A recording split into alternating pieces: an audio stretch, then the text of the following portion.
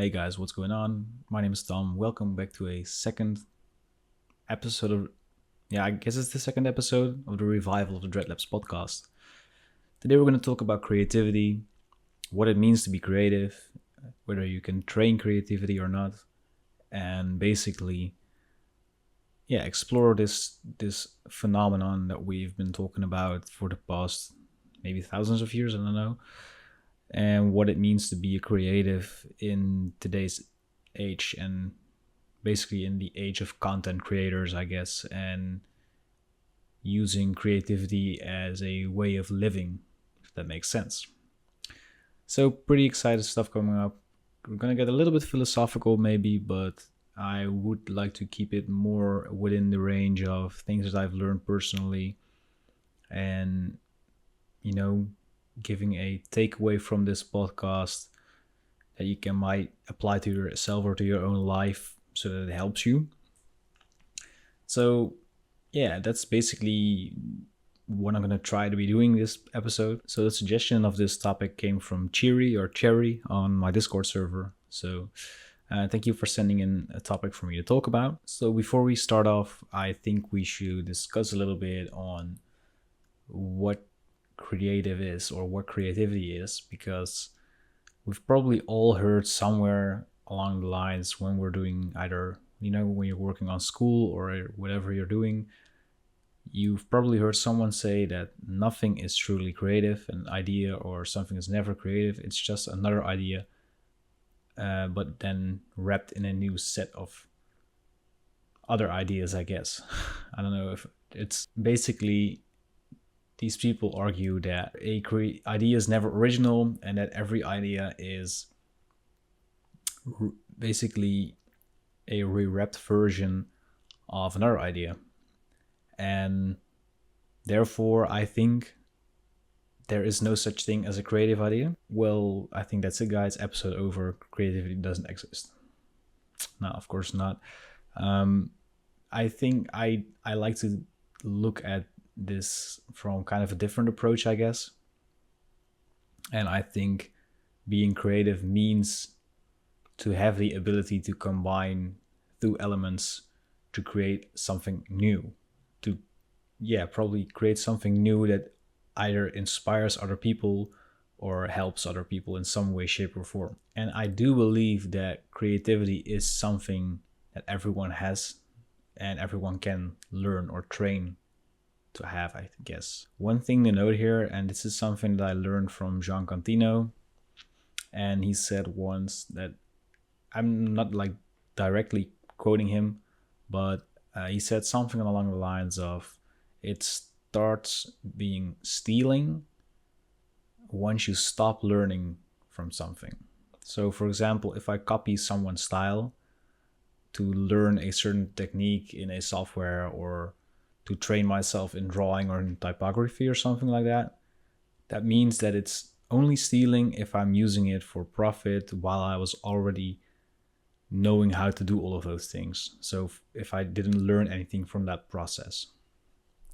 And I actually personally really think that using this method, copying other people's work to understand the fundamentals of what makes their work, is actually one of the best methods to learn. It's actually how I learned most of my stuff in Photoshop, I guess, especially along the early lines, because in our style, I would call it meta-modern, grotesque, or grunge, or Xerox art, whatever you want to call it. There weren't any people really sharing tutorials on that topic. I couldn't find any. So when I wanted to learn this style, this was around, I think, 2018 or something. A lot of people were still gatekeeping back then, but as you've probably seen on Instagram now, basically the scene has maybe like quadrupled in size, and like everyone makes tutorials nowadays. But back then, I had to learn this style by just copying other people's work, experimenting with texturing, stuff like that. And I didn't really know how textures and blend modes would work until I started trying to copy whatever it was I'm seeing on my screen. And along those lines, at some point, at least for me, is where I started understanding what the blend modes would do when using a certain texture. So even though I was copying someone, I was learning what it meant to use these textures with those blend modes, and how I could manipulate those textures to change those textures so that it would work specifically how I wanted them to work. And I started applying that in different types of artworks as well, and eventually I started doing my own stuff, gave my own twist to using those textures, which in turn basically helped me learn from someone else, I guess, and then I started applying that. And I would argue that that is creativity, I guess. I don't know. I said texture a lot, but basically this can be applied to applying layer styles to your text in Photoshop. It can be creating ink bleeds. It can be composition. I don't know. I don't really see that many tutorials on composition, mostly on like specific techniques in Photoshop, I guess. I've probably seen around 500 ink bleed tutorials. Most of them are pretty much the same thing, which is basically unoriginal, I guess, and therefore not creative, but I digress. Now that we've discussed a little bit on what creativity means to me and what is creative and what isn't creative, I want to talk about the difference between being creative and creating something, because a lot of people seem to intertwine those two things. And with people, I mean usually people who aren't doing what we do as graphic designers, visual artists, whatever. For example, if you used to play with Legos when you were a kid or anything similar to that, some family member probably at some point would have told you that you are creative because you are building something, even though you're just following the steps in the book. So I'm not really talking about you doing Lego buildings out of your head. I'm just thinking about you following the instructions of a Lego booklet and building something that Lego told you to do with the bricks they packaged for you, if that makes sense. I would argue that it's obviously fun to do, of course, but I wouldn't argue that it's creative, because you're just following instructions and you're not really doing anything. You're not doing any thinking yourself, if that makes sense. So creativity versus creating. I think you can create things that aren't creative, such as the Lego example from just now. And I would also argue that you can be creative without creating anything. For example, you can come up with cool ideas to do without having to create them. You can write them down, I guess, but you don't necessarily have to create those in order to have that idea, which is, I think, in my opinion, being creative. And this is also why art directors, for example, are usually really well paid, and it's usually like a job that either goes hand in hand with graphic design or within the corporate ladder, of course, outranks graphic designers, because the art directors are being paid to think in a creative way, and directing designers, which don't necessarily have to think creative, they just have to create something that the art director thinks they should do. So in this case, I guess the art director would be the Lego booklet, or the people at Lego that made up, let's say, a pirate ship or whatever. And the graphic designers in this scenario would just be the kids who would build that pirate ship, if that makes sense. I maybe have to stop using Legos for analogy from now on, but I hope you get the idea. A cool example here is Supergook. I hope I pronounced his name correctly, but he's a graphic designer that frequently works for Molgrab and his label Steel City Dance Discs. I'm absolutely in love with his work. He creates these really raw array flyers, which I think usually display like two things combined on them, which I think are really, really cool. A couple of ones that come to mind are a flyer where they have Jesus carrying his cross. It's probably a very well-known image, like him walking with the cross on his back, but he changed out the cross for turntables. He also has one where there's a skull, and instead of like the teeth in the skull, they're like jail bars. There's another one where there's a turntable and it has the needle, and the needle, while it comes closer to the viewer, it basically turns into a cobra or snake or whatever. And I just think those ideas are really cool. I mean, there's probably a lot of people who are able to draw a proper snake or proper turntable or Jesus Christ, but getting the idea of combining those things together in a flyer is, in my opinion, something that can be considered as a creative idea or being creative. And I've had this a lot where a lot of people are usually telling me, and those are people who aren't like into graphic design or doing anything creative as a profession, but they usually tell me that they aren't creative people and they want to be, or they wish they would be. And I think that that's something to do with a mindset as well. And what I mean by this is I think a lot of people are feeling that they're afraid to fuck up.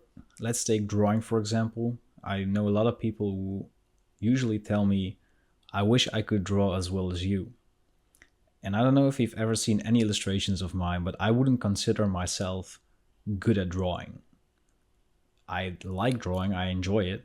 I love doodling and I like using my pen tablet to create something in Photoshop or in Procreate, but I wouldn't consider myself being good at drawing. However, I used to be kind of afraid, for example, to buy a drawing tablet because I was afraid that I was only going to be using it on ugly drawings or whatever.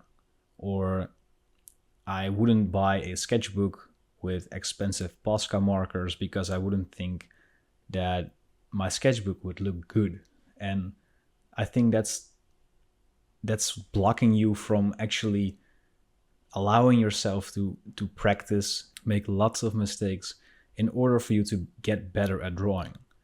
Especially drawing is something that has to do with, for example, muscle memory and basically being able to control fine movements with your hand. And that's just something that takes practice. It's probably something that people may be born with and are better to do than others. But so is, for example, I don't know, people who are really good at swimming or people who have an exceptional vocal range. For example, with Freddie Mercury, I've once heard that he has a throat that's abnormal, which makes him able to have a larger vocal range than like the average person. So even though I can practice my whole life, there is a difference between me and Freddie Mercury. The important thing, however, is if you stop comparing yourself to others in advance, then that will actually help you start allowing yourself to learn a certain skill set. For example, if I was worried that I would never be able to sing as good as Freddie Mercury, and I wouldn't even start trying, it wouldn't mean that I could still perhaps learn how to sing properly and still have a great time doing it without having to be as good as Freddie Mercury. And the same goes for drawing, of course, or anything like that. Anyways, getting back to where I started, I think that people usually think that creating something is related to being creative. And I now argue that creating something can be trained usually, which I think is true. But this brings up the next question. If we split the two, creating and thinking creatively, and you can learn to create, can you also learn to be creative? A method I learned about in school for learning creativity is going out to a place where I can take lots of pictures. In my case, I went to an abandoned factory and our teacher told us to just start taking as many pictures as you can from anything that seems just to be there. It doesn't necessarily even have to be interesting enough. At the time, I thought this exercise was bullshit. But looking back to it now, 7 or 8 years later, I think I finally understood what they were trying to achieve here. So once you go out to this specific location, it can be a forest, it can be an abandoned factory, it can be, I don't know, a farmer's market, a dockyard, a train station, anything really. And you don't even have to bring a really high quality camera, just your phone does wonders already. The thing is, once you start making a lot of pictures, I think I had over 100 when I went home. The thing then is I printed out all of these pictures multiple times if possible, but you can also just do this in Photoshop or whatever. What the goal here is to start seeing pattern. You want to look for visual connections. For example, there can be a blue hue in a lot of things at a dockyard. For example, a blue shipping container, the ocean, a blue ship, a barrel perhaps, I don't know. Just sort all of these on one page. And then you want to look for example, shapes. If there are a lot of round shapes in the picture, you sort those as well. If there's a lot of things going like vertically, for example, a lot of high towers, stuff like that, sort them as well. And you can try to make as many of these pages as possible with a theme, I guess, with a visual similarity in all of them. And this trains you to see a visual connection between two things. And once you start seeing the connection in these pictures, you can train yourself to see the connection between other unrelated things in life. By the way, if you're a music producer, for example, you can do this as well with sound. Just buy some records that you aren't familiar with, maybe record some samples in an area that you aren't familiar with, and start looking for these audible similarities. Perhaps there's a certain sound that you can make a percussion of, or you can hear a certain texture that would work really well in a certain genre. Once you start getting out of that comfort zone and you start looking for similarities, and you start seeing them more and more often, or in this case, hearing them more and more often. Of course, this is an exercise, but once you start doing this with other stuff, this can train you in hearing or seeing connections that aren't there at first sight, but you can make them out to be. Going back to these flyers that Supergood designed, for example, seeing the visual similarity between some DJ decks and the width of the cross that Jesus is carrying, for example, or the thin shape of a snake compared to a needle from a turntable. Those are the visual similarities that you can learn to see or even make up once you are in a certain space. Training yourself to become good at this, however, can take a lot of time, and I'm talking years. The cool thing is, when you're doing something like this, at some point you're gonna see progress. And it's really, really important that if you really want to be doing this, I would suggest that you would appreciate the small steps you're making in that process, I guess. So to recap, I see a difference between creativity and creating.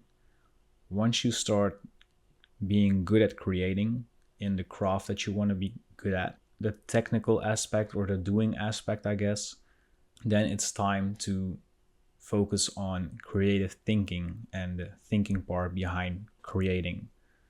And once you get better at both of those things, I guarantee you that whatever it is that you're doing, whether it's photography, graphic design, illustration, painting, music production, whatever, you will become a better creative. So I guess that's it for today's episode. I know I'm making these podcasts a little bit shorter than what I was used to do. I used to record 1 hour long episodes and interviews, but for now I really think discussing these topics and taking as long or as short as I want is a better format for me personally when doing these podcasts.